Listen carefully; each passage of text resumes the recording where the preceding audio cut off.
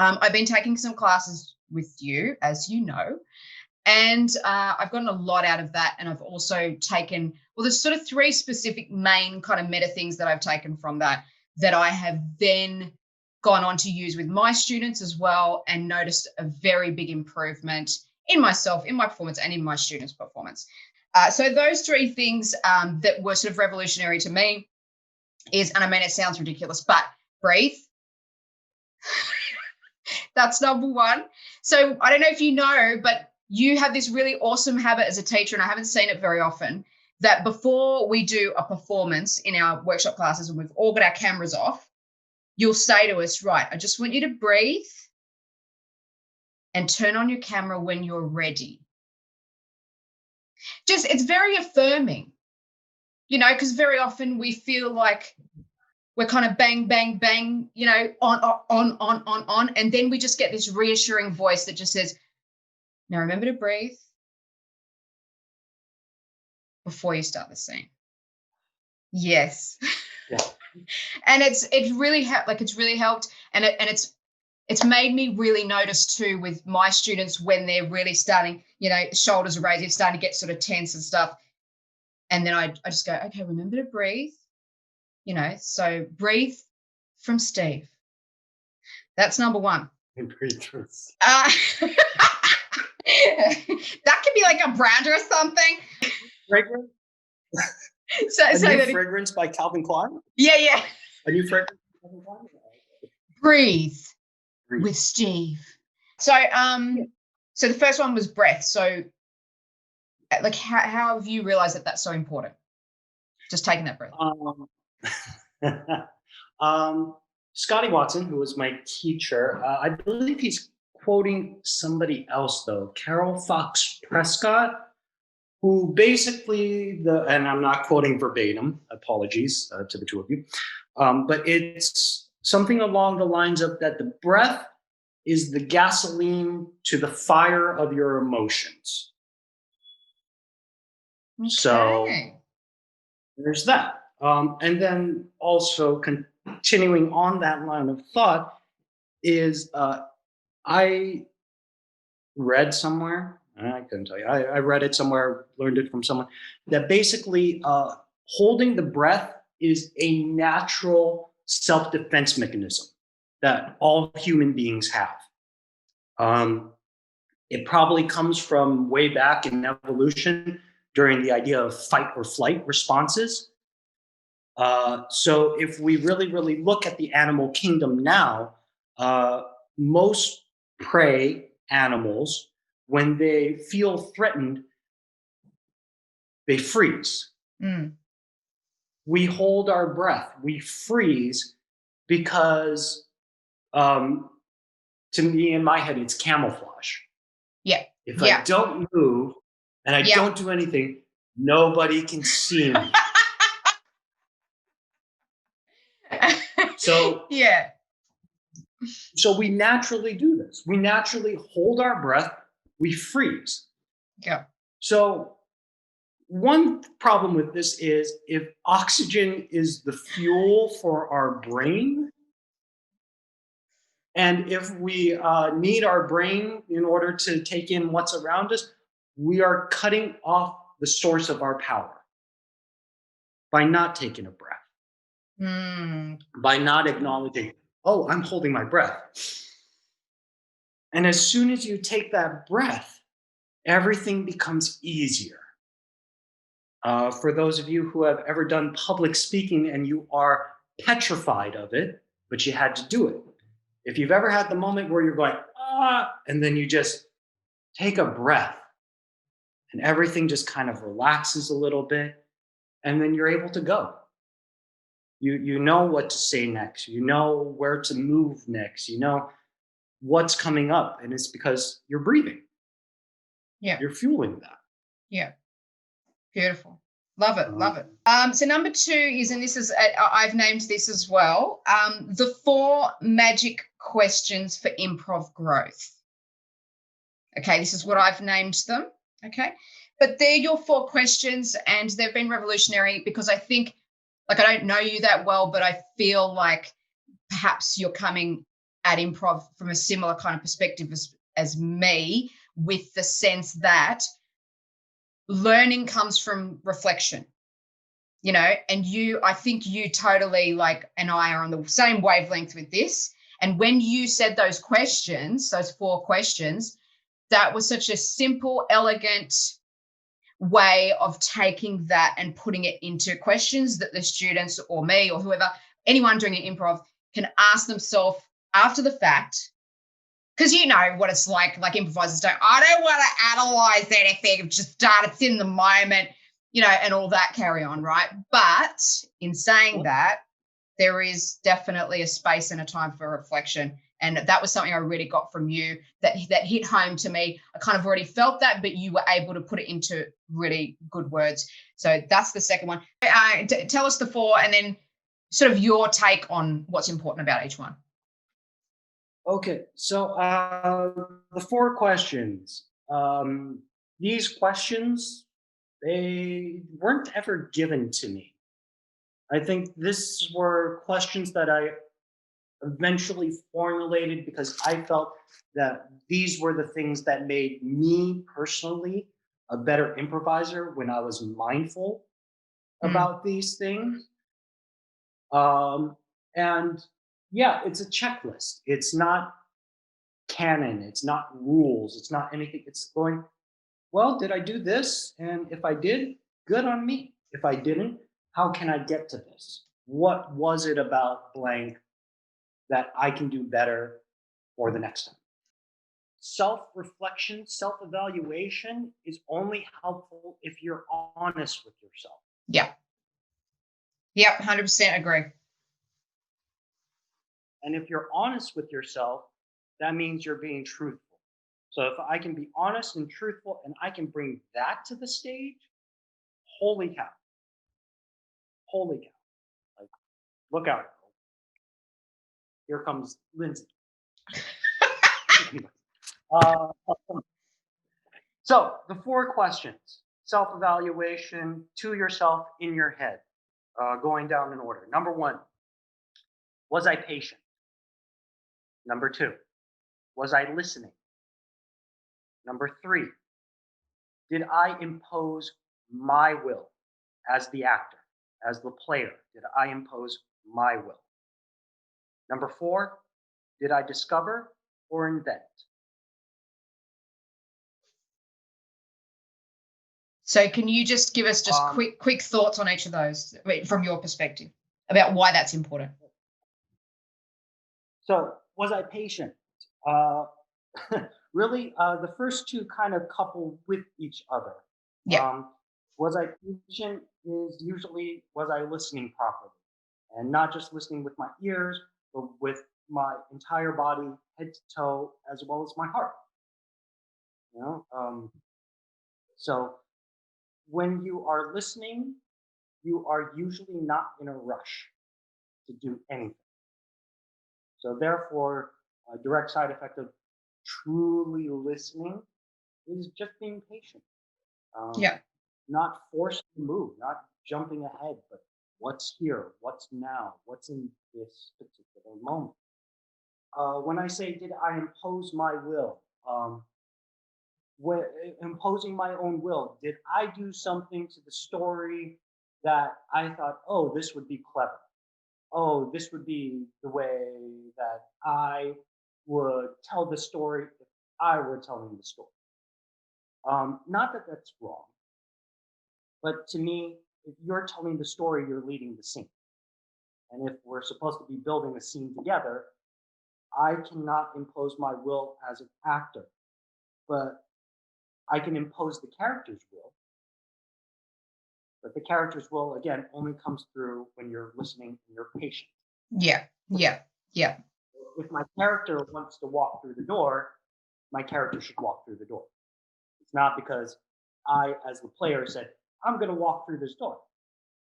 But the character is telling me to walk through the door. So my will versus the character's will. And number 4, last one is discovery over invention.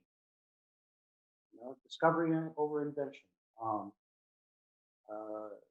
The most common form of invention that you will see in improv is especially when somebody comes to save the scene. Uh, if you've ever seen that, which I'm sure most people have, is that scene is going a little downhill, and somebody from the side goes, "I got it," and they come in and they put up a robot or something like that. That you're like, where did that come from? And maybe it saves the scene, but most of the time I'm like, wow, that kind of confused everything even more. Um, yeah, so invention also tends to come when you're trying to be interesting, Yeah. right? So as opposed to the discovery of it, where again, there's so much information on stage that my partner is consistently giving me. There's so much in the moment that I don't have to invent. Yeah. So can I just discover what that is? Yeah. You know, am I open to receive everything as opposed to forcing my will as the actor, as the player, onto the scene itself? Yeah. Yeah, awesome. Really great questions to ask. And I really do think that if everybody would take that on board, that they're just going to be better improvisers. Personally, that's just my take. It boils down to honesty. Yeah. Can you be honest? Can you be truthful? And all these things lead you to me. It led me down the path to being as truthful as possible in the moment. Yeah, okay. Del and Sharna's book, Truth in Comedy, there's a reason for that. But there's the perception again of improvisation where it's so comedy related sometimes that we forget to think of it as theater. Mm. Because that to me is what it truly is. Even if it is comedy, it's still theater. Yeah. It's still theater. And truth is what theater is always heading towards. What's the truth? We do not believe actors on stage in plays or in movies if they are not being honest in the moment, if they are not telling the truth of the moment. So, why do we do that so often in improvisation? Is it because we're trying to make people laugh? Is it because of this? I don't know. Yeah. Yeah. Yeah. It does seem to be those kind of two sort of schools of thinking, that you've got sort of comedy improv, you've got theatre improv. So there seems to be a bit of a difference there. But neither are wrong. No, Neither of course not. Right. Yeah, no, of course not. And I Right? think, to truly master improv, I think that you probably need to be able to do both, and be able to have elements of both. Again, holding to opposing. It's come back to this again. Yeah, totally. The third one is an A and B. So number 3 is an A B, because they're another Steveism. They're piggybacking on each other. In Steve's class, if we had a question or something, if it piggybacked on something, we did a little piggyback, just a little piggyback. So the last one, which was the AB one, was the earn your offers and the keep your offers focused and crisp. And with the focused and crisp, the particular exercise that you were talking about was just the one offer statement thing. So you didn't have conjunctions and stuff. Yeah. But the effect of that was, that it was crisp and concise and focused. So just, what was the sort of inspiration behind that way of thinking? A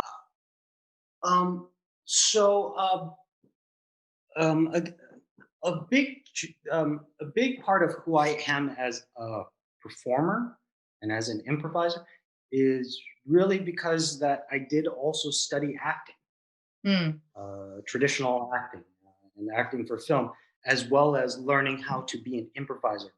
So for myself, again, with the whole idea that improvisation is really theater, I really started looking at it like they are one and the same. So using the theater as the blueprint of maybe what we can do. improv does it all the time, taking movies for forms and turning it into something, but we are rarely going back to the theater for whatever reason. So the idea of earning everything is just something that, to me, a good playwright does.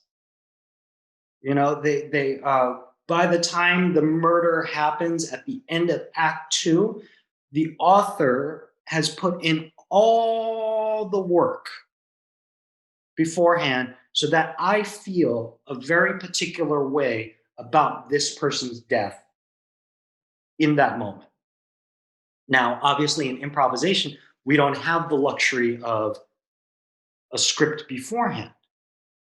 But so for me, so many times improvisers don't put in that work for it. We don't build the script before a move is executed. So again, the giant robot gets brought into the scene and we're going, where did the giant robot come from? So to me, I'm like, have the giant robot. I want to see a scene with a giant robot, but earn the giant robot. Do the work in the moment so that you discover, not invent, but discover you need a giant robot in this scene. Yeah. Yeah, you need a giant robot in this scene, but it's not a left turn. It's not out of nowhere. Yeah. That it appears. Yeah. So same thing for me with questions. No, you shouldn't ask questions. Well, yes, there is some validity to that. I believe that. But we as human beings, we need questions. We like questions. Questions also fuel our curiosity, our ability to connect and understand the world. True. But a question at the beginning of the scene can sometimes be wishy-washy, right? You're floating in the middle instead of making an actual move. So in the beginning, to me, take care of yourself, take care of your partner, take care of the scene. Use statements. Work your way to this, figure out how people feel. And then when there comes a question that you just are like, I need to know this, ask the question. But now we have a base on which the character is already starting to be formed, right? We can see where this character is coming. And so now the question is not the improviser going, I'm making a middle move. Yeah. It's really because this character needs to know this. Yeah. And this question, whether they get a yes or a no, is going to completely influence how they see the world from here moving forward. Yeah. Yeah, totally agree. So yeah, it's that. Earn it. Do anything, but just earn it. And then I guess going back to part one of that is you were saying specifics. Earn your offers, keep your offers focused and crisp. Yeah. One verbal offer. That's what I call it. I was starting to do one offer at a time, and then I went, well, that doesn't make sense. Because, for example, I'll ask you this question. How about that? With one verbal statement, how many offers are there? I feel like there's. So if I say. I feel like there's the words, but then there's the way you're saying it, your body language. I think there's a lot of offers going on in a statement. Yeah. In one single word, right? So if I say, Barbara, would you open up? No, Barbara, open the window. How many offers are in that one little statement? Yeah, exactly. Because then there's the metaphor of opening the window as well. So then you've got the deeper structure of it as well. Yeah. Mhm. And as you were saying, how you say something, my body language in saying that to you, am I saying it directly to you?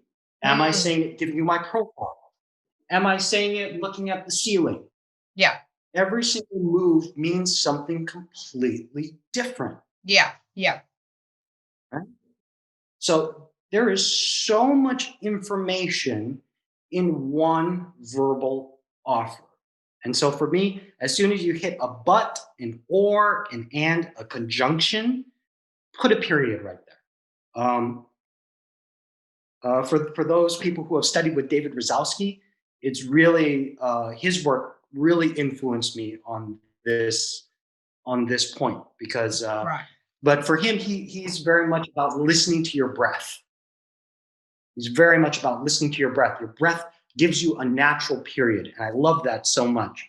But for me, I wanted to take it just a little bit further, especially with younger or newer improvisers, because there's the tendency to just yabba yabba yabba Yeah, yabba yeah, yabba. yeah, yeah, yeah, yeah, yeah. And then the side effect of that, as an improviser, as I'm sure you know, is yada yada yada yada yada yada. 5 things get thrown out, and most improvisers will just go with the very last thing that was said. Yeah, and Whereas, there's a psychological reason behind that because that's what you remember. You will always remember the last thing said to you. So it's not Mhm, really a choice. You're not really choosing. That's not the best. You know what I mean? right, yeah, and so, but really, the best move was on the second thing, Yes. Yeah. Yeah. the 5 things. Yeah. Like that's where the move is. Yeah. So instead of giving 5, let's just be direct. Yeah. Let's just be, this is what it is.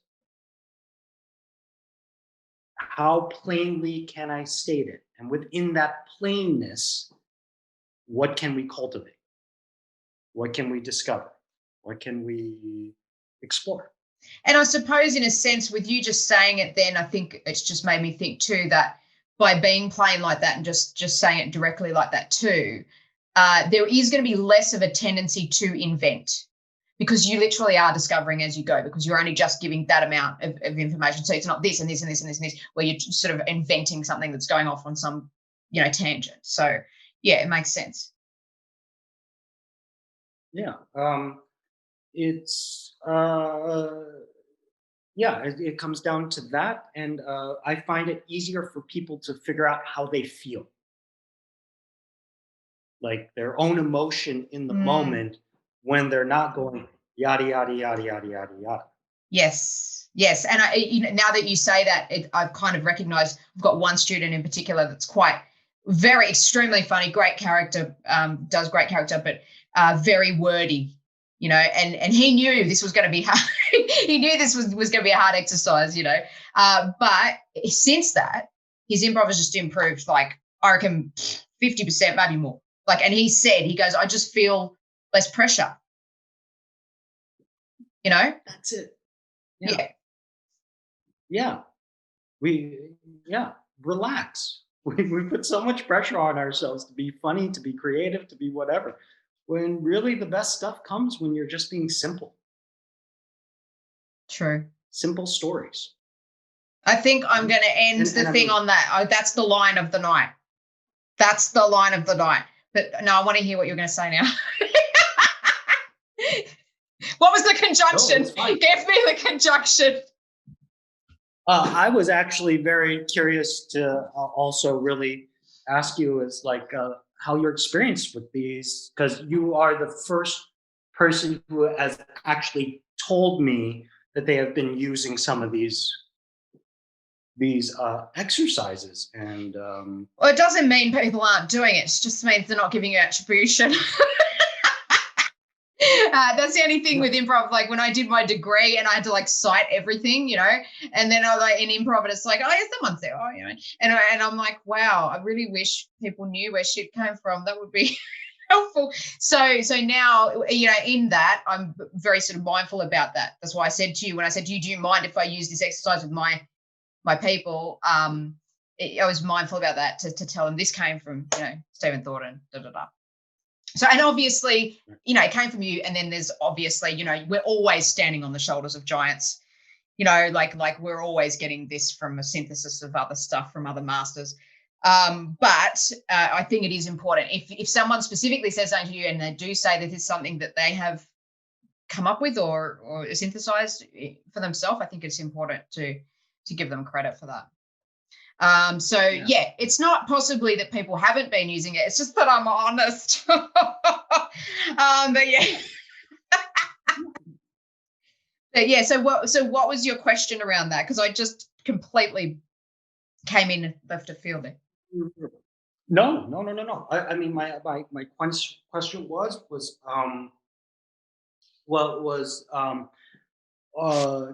you've told me of some of the results of it. My questions really was how did the students take it?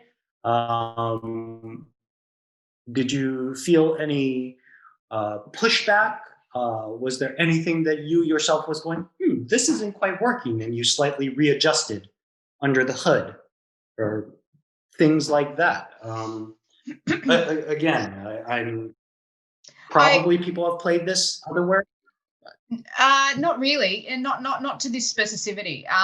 No, I wouldn't say that. I think that the way that you had the sort of it and then the one verbal offer thing, I think that it's scaffolded well. So the thing is, my belief is that anybody can facilitate improv, but not everybody can teach improv, because there is a kind of a scaffolding that needs to happen in people's learning, that they have sort of the baser things or something before they can move on to the next thing. And what I found about you, what you had done and with the questions, is it's very well scaffolded. So it's very good for teaching, and it's got its implicit purpose within it. It's kind of, for me, the implicit is explicit, and this is why we're doing it, and this is, what it's for. And I think I didn't get any pushback at all, even though people were challenged by it. I didn't get pushback because it was quite clear the reason for it. Okay. So yeah, there were no diva moments or hissy fits. It was all it was all good, and nothing but good has come from that in the way that they're improvising. They don't do it all the time now, but it's, if I sort of remind them of it, then it's good. They'll be able to go, oh, okay, yeah, okay, cool, just the one, yeah, just stick to that for a while, at least, just to get my bearing again. At least it's something I can go back to get my bearing again and come back to this. What is this really about? That's it. Yeah, it's a tool. Yeah, at the end of the day. Yeah, and I actually love that you said that, because that's was always my intention. Again, Viola Spolin, you should really pick up her book. It's actually I will. As a teacher, because the book has like maybe 35 pages of actual stuff to read, and the rest of the 360-page book are exercises. Right. They are literally, anybody can facilitate. All you need is this book. Here's the exercise. Here's how you explain the exercise. Here's the evaluation questions after you do the exercise. Yeah. So what I love about what you just said is the fact that so many times she does exercises, and then she'll be able to say, feel your feet with your feet.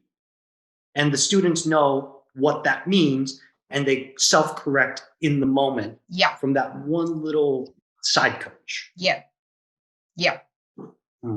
Yeah. And I think that because she was a teacher, right? Like originally she was a teacher.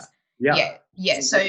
So the way that she's written the book, it sounds like that she's definitely taken that principle of pedagogy and being able to have that scaffolding and stuff. So and that is important, because I think because people think improv is in the moment, a lot of the times they think, oh, I can teach that. It's just, it's in the moment, And I kind of like, yeah, you can, but at the same time, it's always good to have a sort of purpose behind what you're doing so that you can then explain that to people. it's kind of funny because I actually feel that improv can be very dangerous in the hands of. I'm just going to cut that bit. That'll be the ad. Improv can be very dangerous. Well, I mean, because at the end of the day, right, it is about self-discovery. Yes. About the self journey as much as it's about the group and the partner and the show. It comes down to the self. It comes down to your own reflections and your own ability to manipulate and grow.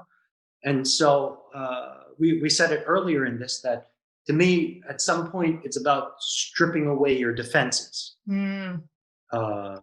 stripping away the labels that you attach to the world, so that you can come into something with no preconceived judgments, but just pure exploration. Now, you sure, right? You don't have a spiritual practice that you're bringing in? I just, I'm hearing a lot of spirit. I know. My wife is a Buddhist. And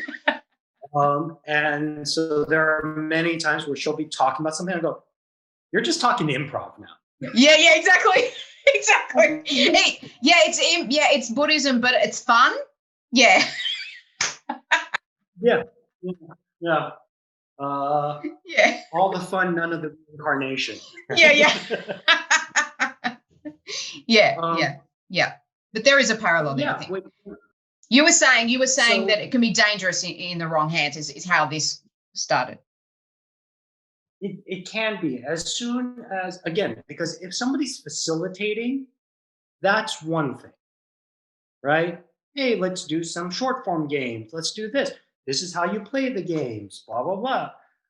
But as soon as somebody is telling you what you're doing wrong or what you're doing right, based upon not a theory or not because of training, but because of their own opinion. Their own opinion. Yeah. Comedy is subjective. Yeah. Right? Theater is subjective. Art is subjective. So I mean, that to me is a great piece of advice for any new improviser. If somebody tells you this is the way to do it, or I have this all figured out. Yeah, okay. Maybe you do. But I've known teachers who have been at this for 40, 50 years, and they're still going, I'm still figuring this out. Yeah. I don't know what I'm doing. Yeah. Totally. Yeah. But again, like you said, it comes back to authenticity, even as a teacher, and truthfulness and reflection, even as a teacher. And you could probably do those questions as a teacher. Am I imposing my will? Like, is there really a basis for this, or is this just my opinion? So, and if it is your opinion, that's fine. But you probably have to, preface it. This is just my opinion, but I learned that move from Scotty Watson, who basically he always does things, and I try to do this too. It's like I'm in the moment, I'm teaching, so it sounds like everything that I'm saying is the way it is. Yeah. This is it. This is the fact. This is it. So I'm always trying to remind myself to tell my students, like, I talk like that, but in no way should you ever take it as that. Yeah. If it works for you, great. If not, don't worry about it. But this is just how I talk. It's not canon by any means. Yeah.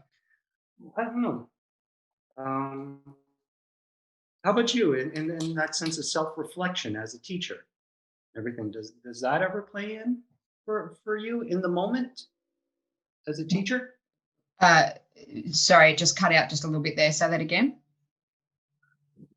For you as a teacher, self-reflection in the moment and using those types of things.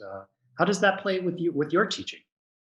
Yeah, I mean, I try to, like, after every class, I'll make notes about if anything did happen, you know, like if anything came up for people. Because a lot of the time too, like some of the classes that I'm doing, we might be dealing with like status, which always brings up stuff for people.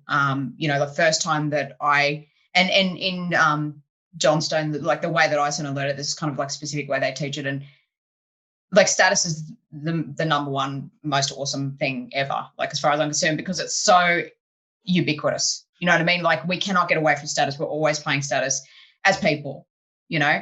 And I think it was like John Stone said, you know, he was thinking about what's the most petty thing that we do as human beings. And that is just to be that much more important than the other person in the room, you know, and how we're always trying to, you know, just be just that bit more important. And when we did the status exercise where it had to be low status and high status, like after it, I like, because I hate playing low status, I'm getting better. I'm getting better at it. But because I'm very short at school, I had to try and play high status all the time so I wouldn't be bullied. And I didn't realize I was doing that until I did the course and go, oh, so that's why I sort of sit up straight. That's why I've got a loud voice. That's why I'm quite dominant. You know, and so I had to play low status in this thing, and I'm kind of like, oh yeah, you know, like this, you know, it's very hard not to go to victim, you know, and then, yeah, exactly. And then the whole week afterwards, I had like sore shoulders and traps and everything. And I'm like having all this shit come up about like mum, and she's always going to be the most important person in the room, you know. And so it's that massive like journey. And so, you know, I ended up going back to my teacher. I just said, look, just so you know, you know, maybe for the future, maybe we could like preface that for people before we do these kind of things, that this is something that may bring up, you know, some real life kind of maybe even traumatic stuff, because people do have a story where they felt low status, you know, or somebody has, you know, lorded over them or whatever that situation is. So to answer your question, that's one area where I get really sort of reflective about when it's certain things like this that could, because I did psychology in my degree as well. So I'm aware of those type things. So that's more what I will probably be reflecting on. Same with emotion. Not everybody's comfortable with, you know, expressing emotion. And I think it's important, like you said, in improv, because that's like the heart is emotion, is the heart of improv, like because you can just do so much more and you can elevate so much more with emotion. But when people are first learning it, and if they've got any sort of issues around it, especially women and anger, you know, like expressing anger or having anger expressed at them, you know, I think that there's like, I've done a few reflections where I've had situations where I've had to go back and go, okay, next time I do this, I'm just going to, you know, preface that, you know, some people, you know, may feel anger and direct it to you, but it's the character.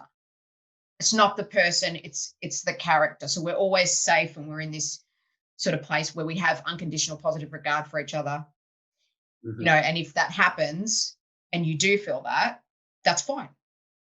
If it presses your buttons or whatever, that's fine. You know, improv is about, like you said, being in the chaos and the uncomfortableness and being able to be okay with that, you know, but not everyone like has that perspective naturally, because most people, I mean, I probably did already because I was a performer beforehand, but so uncomfortableness to me meant I was growing. You know, if I got scared, if I'm nervous to go on stage, it means I'm growing. I care. It's awesome. It's a different association. Whereas most people go, oh, I'm having heart palpitations, I'm going to die. That's bad. Yeah. You know what I mean? It's not necessarily bad. No. So, yeah. So your question was about me reflecting of it. So they're the things I tend to reflect most about. How, one, am I scaffolding it for people to understand the purpose of what I'm doing? And two, what are the psychological sort of repercussions of certain things that we just take for granted in improv? Yeah, that's really what I'm always after too. What do we take for granted? What just happens as a natural byproduct of an exchange of ideas? How can we take that an element, strengthen it, make it bigger, explore it a little bit more? So yeah, I love that. I love that expression. Yeah, taking things for granted. That could be another chapter of the book. Right? See how I've already, in my mind, it's done. You've already written it. Just do it. That's Great. done. Yeah. Can you send me a copy since it's done? Yes. All right. Well, we've been a while, man. I think we've been almost 2 hours. Right. I'm going to cut this into two. I think I'll cut it into sort of the deeper part and the first part with the 25 questions with Steve. So let's wrap it up, and let's wrap it up after your dance. And I just want to thank you so much for being such a great teacher, and for saying yes to coming on, and for being my first guest on the podcast. And I just love what you're doing. I love your philosophy, and I wish you all the best moving forward. Thank you. It means so much to me that you're saying that, because, well, the world is so dark and so lonely that just a little ray of kindness every once in a while, it just goes so far, so far. I don't know why I'm channeling Blanche Dubois. But I was going to say, it was totally her. Like, she just come back. Exactly what I saw. But, Lindsay, it has been an honor. Thank you so much for having me. Honestly, I love watching you perform, and I can only imagine what you are like as a teacher. So hopefully one of these days I can actually participate as a student in one of your classes.